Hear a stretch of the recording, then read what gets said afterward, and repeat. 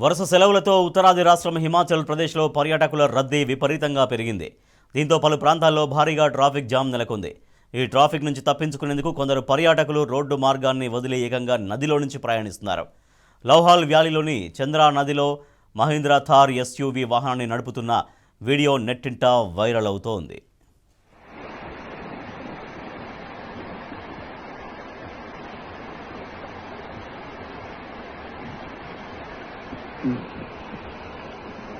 थोड़ा भारी भी चल जाए ना तो अच्छा रहेगा।